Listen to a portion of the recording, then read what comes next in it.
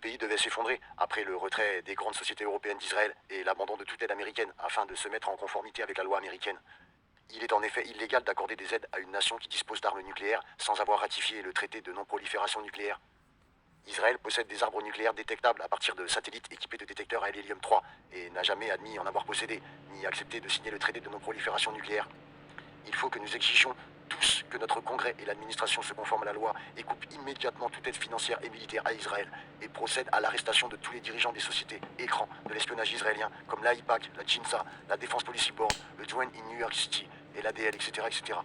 Sans avoir de certitude, on soupçonne qu'un nombre significatif de ces charges nucléaires volées ont déjà été récupérées. Il a été rapporté qu'un message très solennel avait été adressé à Bibi Netanyahou et ses likoudistes, ainsi qu'à tous les dirigeants des sociétés écrans de l'espionnage israélien en Amérique, comme l'AIPAC, la GINSA, la Defense Policy Board, la ADL et d'autres. En quoi consistait cette sérieuse mise en garde?